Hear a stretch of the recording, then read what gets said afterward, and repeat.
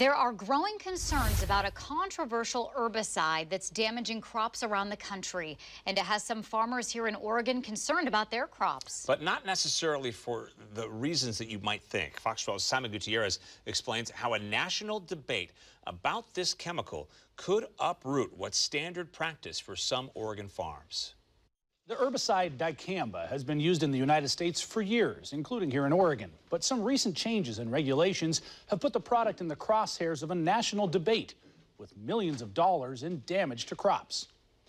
So this is Canada thistle, which is considered a noxious weed, which means if it's in our seed can't ship out of state. For John Iverson, the battle against unwelcome weeds is on his home turf. This is a big concern for us. It's one that dicamba really helps us control. A third-generation farmer and farm manager at Iverson Family Farms in Woodburn, Iverson has used the herbicide dicamba for several years to keep his grass seed crops free of weeds. We're paid by how clean the seed is. So if I have a really dirty field, no one wants to go plant that in their lawn if it's full of weed seeds. Iverson has been closely following the national debate about dicamba, which, according to the EPA, was the subject of roughly 3,500 complaints in the 2021 growing season and tied to more than $1 million in damage to crops in 27 states. Unfortunately, dicamba is extremely volatile and it's extremely drift prone. So, easier way to say that is that it frequently goes where it shouldn't go. Lorianne Bird is Environmental Health Director and Senior Attorney for the Center for Biological Diversity. Her organization sued the EPA over changes in its regulations of dicamba use. So a few years ago, the EPA registered dicamba, which had been on the market for a long time, for a new use, which is over-the-top use on soy and cotton that's genetically engineered to withstand what would normally be a fatal dose of dicamba. Bird's organization and other groups are seeking either more regulation of dicamba or an outright ban on its use. It's possible there might be some limited instances where they're okay, but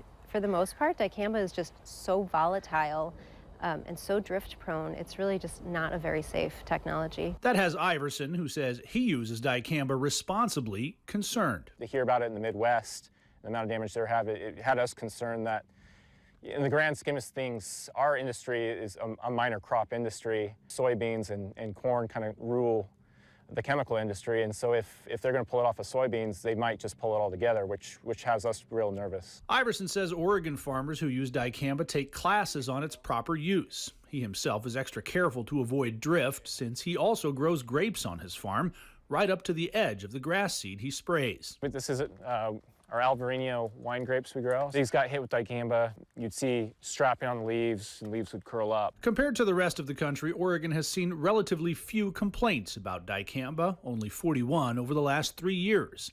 For his part, Iverson hopes the rest of the country's problem with the herbicide doesn't become his. As we start losing some of these tools, the chance that I could get a weed that's resistant to what I'm using and not have another way to control it is of great concern. So far, the EPA doesn't have plans for an outright ban on dicamba. The agency does review its regulations every year, with more restrictions coming recently. But there is the potential that court decisions could eventually change that. I'm Simon Gutierrez, Fox 12 Oregon.